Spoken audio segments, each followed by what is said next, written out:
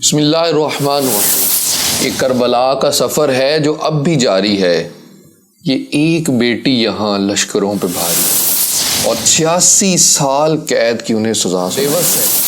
اس نے 2 پاکستانیوں کو اپنی گن سے فائر کر کے مار دیا۔ ہمارے سب کی غلامی کے توق لگے ہوئے، ہم ان کے کتوں سے بھی بدتر ہیں۔ اور اسی کے ساتھ ساتھ سڈنی پیس پرائز بھی انہیں مل چکا ہے۔ اور اس سے بھی میں بدلہ لوں گا جو قدرت رکھتا تھا اس کی مدد کرنے کے لیے، لیکن اس نے ایسا نہ۔ بسم اللہ الرحمن الرحیم۔ تمام کفر کی دنیا کھڑی ہے ایک جانب، تو ایک عافیہ تنہا کھڑی ہے ایک جانب۔ یہ کربلا کا سفر ہے جو اب بھی جاری ہے۔ یہ ایک بیٹی یہاں لشکروں پہ بھاری ہے۔ آج بات کرنی ہے ہماری مظلوم بہن اور مظلوم قیدی عافیہ صدیقی کی، جن کے اوپر ایک جھوٹ پر مبنی مقدمہ بنایا گیا کہ انہوں نے مرڈر اٹیمپٹ کی ہے، انہوں نے مارنے کی کوشش کی ہے، اور اسی کے ساتھ ساتھ انہوں نے کیمیکل بام بنانے کی کوشش کی ہے۔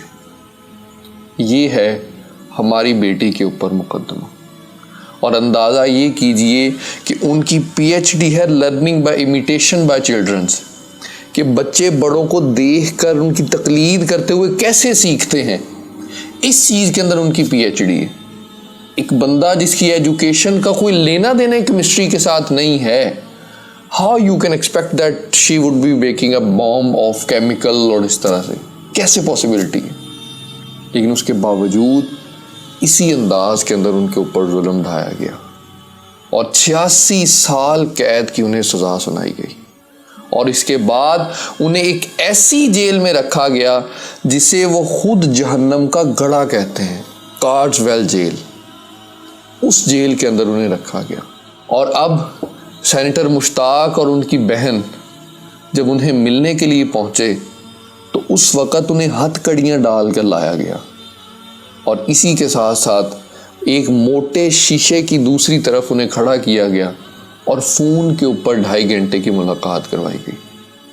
وہ ہماری بہن جیل کے اندر بھی سکارف لیے ہوئے تھی، اور انہوں نے خاکی لباس پہنا ہوا تھا۔ غور کرنے کی بات تو یہ ہے کہ اگر اسی جگہ پر کسی ہمارے سیاستدان کی بیٹی ہوتی تو اس صورت میں کس قدر ایفرٹ کی جا رہی ہوتی، کس قدر زور لگایا جا رہا ہوتا، لیکن ہماری یہ بیٹی کتنے عرصے سے قید تنہائی کی سزا کاٹ رہی ہے اور وہاں پر اذیتوں کا سامنا کر رہی ہے۔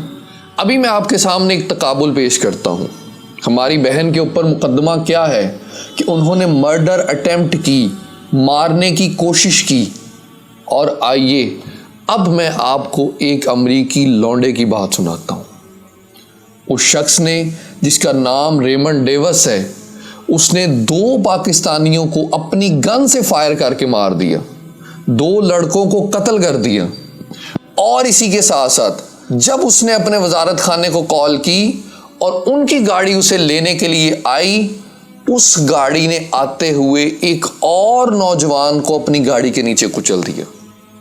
یعنی کہ 3 نوجوانوں کا قاتل، 3 نوجوانوں کو مارنے والا صرف پاکستان کے اندر 61 دن تک جیل میں رہا، only for 61 days، 61 دنوں کے لیے۔ اور اس کے باوجود جب وہ عدالتوں میں آتا تھا اور جب وہ کورٹس کے سامنے پیش ہوتا تھا، اس کی حالت، اس کا چلنے کا انداز، اس کے اندر ایک تکبر ٹپکتا تھا۔ اور آپ یہ اندازہ لگائیے کہ ان 2 لڑکوں کی بیواؤں میں سے ایک بیوہ نے اس وجہ سے خودکشی کر لی کہ اسے یقین تھا کہ یہاں انصاف نہیں ملے گا۔ ایک طرف ہے یہ دردناک کہانی، اور دوسری طرف ہماری بہن کے اوپر یہ مقدمہ کہ انہوں نے مرڈر اٹیمپٹ کی، مارنے کی کوشش کی۔ اللہ کے بندو، اگر 3 بندوں کو مارنے کی سزا 61 ڈیز ہے، 61 دن ہے، تو صرف کوشش کرنے کے اوپر 86 سال سزا کس طریقے سے ہے؟ وہ ہماری بہن جو جیل کی سلاخوں کے پیچھے اپنے بچوں کا تذکرہ سن کر ان کی آنکھیں بہہ نکلتی ہیں، وہ ہماری بہن جسے ابھی تک یہ معلوم نہیں کہ ان کی والدہ تو ان کے غم کے اندر گھل گھل کر دنیا سے جا چکی ہیں۔ اب آئیے آپ کو میں وہ درد اور وہ دکھ سناتا ہوں جو عافیہ صدیقی کی بہن کے دل میں ہے، وہ سنیے۔ مارچ 2023 20 سال کوئی قتل بھی کرتا ہے نا تو عمر قید 14 سال میں ختم ہو جاتی ہے، اور آپ خود اپنی بیٹی کو یہاں سے اٹھا کے اور آپ بیچ دیں اور 20 سال سے اس کو لاوارث چھوڑ دیں، تو یہ کہنے کو دل نہیں چاہے گا؟ یہ ہماری وزارت خارجہ ہمارے لیے ڈپلومیٹک 2 لفظ نہیں کھول سکتی؟ کیا بتا دینا پوری قوم کو کھول کے سامنے بتا دے کہ ہم غلام ہیں، ہمارے سب کے غلامی کے توق لگے ہوئے، ہم ان کے کتوں سے بھی بدتر ہیں، کہ ہم ان سے یہ بھی نہیں کہہ سکتے کتا بھی بھو کر سکتا ہے، ہم تو بھو بھی نہیں کر سکتے۔ ہماری حیثیت کیا رہ گئی ہے؟ آپ یہ اندازہ کیجئے کہ ان کفار کا ایک یہ انداز ہے ہماری بیٹی کو ڈیل کرنے کا، جس کی وجہ سے ان کی دوسری بہن اس کرب کا شکار ہے، اور ایک انداز تھا نبی کریم صلی اللہ علیہ وآلہ وسلم کا جب انہوں نے حاتم طائی کی بیٹی کو اپنی چادر عطا فرمائی اور کہا کہ بیٹی تو بیٹی ہوتی، وہ پنجابی میں کہا جاتا ہے نا کہ تیری میری کی ہندی ہے، تی تے کملیا تی ہندی ہے۔ کم از کم اتنا ہی خیال کیا جائے کہ وہ ایک بیٹی ہے۔ اور آپ لوگ یہ امریکہ، یہ برطانیہ اور یہ ممالک جو خواتین کے رائٹس کے لیے بہت زیادہ گلے پھاڑ پھاڑ کر اظہار کرتے ہیں، کیا عافیہ صدیقی عورت نہیں؟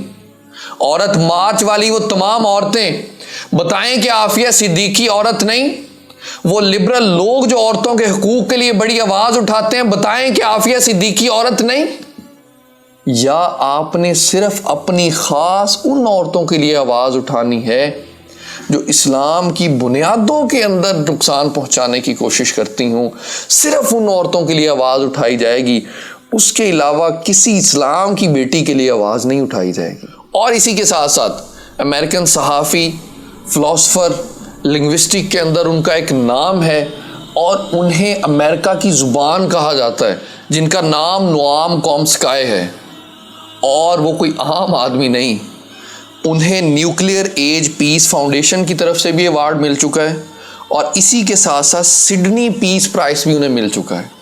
یعنی کہ آپ یہ بھی نہیں کہہ سکتے کہ وہ کوئی ان نون پرسنالٹی ہے یا کوئی ایسا شخص ہے جو خود بھی ایسی ایکٹیویٹیز کے اندر انوالو ہے جیسا کہ عافیہ صدیقی کے اوپر الزام ہے۔ وہ شخص سڈنی پیس پرائز کا حامل ہے، اور وہ عافیہ صدیقی کے حق میں بات کر رہا ہے۔ 150 سے زیادہ کتابوں کے مصنف، انہوں نے عافیہ صدیقی کے کیس کو ایک کولیٹرل ڈیمیج کہا، اور اسی کے ساتھ ساتھ انہوں نے یہ بھی کہا کہ یہ اسی طریقے سے بیچاری شکار ہوئی ہیں جس انداز میں لوگ، جب وہ ایک ہسٹیریا کی کیفیت ہوتی ہے کسی بھی جنگ کے بعد، کسی بھی سچویشن کے بعد، وہ عافیہ صدیقی اس سچویشن کا شکار ہو گئی ہیں، اور یہ کولیٹرل ڈیمیج میں آتا ہے۔ مطلب یہ کہ جنگ کے دوران جو معصوم لوگوں کا نقصان ہو جاتا ہے اسے کہا جاتا ہے کولیٹرل ڈیمیج، اور وہ عافیہ صدیقی کے کیس کو کولیٹرل ڈیمیج کہہ رہے ہیں۔ ان کی عمر زیادہ ہونے کی وجہ سے بات سمجھ آنا مشکل ہے، اس وجہ سے اردو کے اندر بھی ساتھ میں لکھا جا رہا ہے، وہ بھی has been sentenced for 86 years on attempted murder trial. Do you think it's justified when it was not premeditated as well by jury? Afia Siddiqui is a case of collateral damage. Okay. She was caught up in a wave of hysteria that still exists. It goes back actually 40 years when Ronald Reagan declared the first war on terror. Question was that you've been considered as a scientist of cognitive sciences and everything, and Afia's PhD was in how children learn by imitation. So do you see any connection between having this kind of PhD and creating a chemical bomb? Because she was being accused of making chemical bomb, and she had a PhD in learning by imitation by children. I don't think there's any connection. There is any connection. It's a different matter. It's just the general hysteria about the war on terror. She's one of many people caught up in it. And still today, why is Assange subjected to violent, repressive tactics because of the lingering hysteria of the war on terror, which keeps getting reignited. So you think Afia is a victim of war on terror as well? I think she is a victim of general hysteria that started, actually it goes far back, but it was restarted at 9/11. We're now seeing the horrible end results of that. Many victims all over the world in acts of revenge, anger, brutal, vicious acts, which had carried out with no concern about the impact on the societies that were being destroyed. اور اب اس کے بعد اپنے تمام مسلمان بھائیوں سے، پاکستانی بھائیوں اور بہنوں سے گزارش یہ ہے کہ مومن کو مصیبت میں تنہا نہیں چھوڑتا. تو ہم نے اپنی بہن کو تنہا کیوں چھوڑ دیا؟ ہم نے آواز اٹھانی کیوں چھوڑ دی؟ ہم کیوں اس چیز کے پابند ہوتے ہیں کہ بہت ساری چیزیں دبنے کے بعد کوئی چیز سامنے آئے، چند دن کے لیے اس کے اوپر بات کی جائے اور اس کے بعد پھر خاموشی کی جائے؟ کیوں ہم ان سے نہیں پوچھتے جو ہم سے ووٹ لینے کے لیے آتے ہیں کہ تم نے ہماری بیٹی کے لیے کیا کیا؟ وہ اپنے قاتل اور ٹیررسٹ لڑکے کو چھڑوا کر لے جاتے ہیں صرف 61 دنوں کے اندر. ہم اپنی اس معصوم بچی کو اتنے عرصے سے چھڑوا کر واپس کیوں نہیں لا سکے؟ رسول اللہ صلی اللہ علیہ وآلہ وسلم کا وہ فرمان کہ مومن کو مصیبت میں تنہا نہیں چھوڑتا. اور اسی کے ساتھ ساتھ اپنی بات کا اختتام میں ایک حدیث قدسی سنا کر کرتا ہوں. رسول اللہ صلی اللہ علیہ وآلہ وسلم نے ارشاد فرمایا، اللہ ارشاد فرماتا ہے کہ میں ظالم سے جلد یا بدیر بدلہ ضرور لوں گا. اور اس سے اگلی بات بہت زیادہ غور کرنے والی ہے. نبی کریم صلی اللہ علیہ وآلہ وسلم نے ارشاد فرمایا، وَلَأَنْتَقِمَنَّ مِمَّنْ رَعَى مَظْلُومًا فَقَدَرَ أَنْ يَنْصُرَهُ فَلَمْ يَفْعَلْ. اور اس سے بھی میں بدلہ لوں گا جو قدرت رکھتا تھا اس کی مدد کرنے کے لیے لیکن اس نے ایسا نہ کیا. کیا ہم اپنی بہن کے حق میں آواز اٹھانے کی قدرت نہیں رکھتے؟ سارا دن ہم سوشل میڈیا کے اوپر ضائع کرتے ہیں. کیا ہم اپنی بہن کے لیے آواز نہیں اٹھا سکتے؟ کیا ہم اپنے حکمرانوں کو جو ہم سے ووٹ کی پرچی لینے کے لیے آتے ہیں ان سے نہیں پوچھ سکتے کہ ہم ووٹ اسی صورت میں دیں گے جب تم ہماری بیٹی کو اس ملک میں واپس لے کے آؤ گے؟ کیا ہم ان کے اوپر ایسی شرطیں نہیں لگا سکتے؟ یقین جانیے یہ ایک بیٹی کا معاملہ نہیں ہے، یہ اس ملک کی عزت کا معاملہ ہے. کیونکہ جب بات بیٹیوں پر آ جائے پھر اس وقت تعلقات نہیں دیکھے جاتے، اس وقت پھر اپنی عزت کی حفاظت کرنا سب سے ضروری ہو جاتا ہے. اللہ تعالی ہمیں سوچنے کی توفیق عطا فرمائے. دین کی بات پھیلانا صدقہ جاریہ ہے. ثواب کی نیت سے ویڈیو کو شیئر ضرور کیجیے. جزاک اللہ.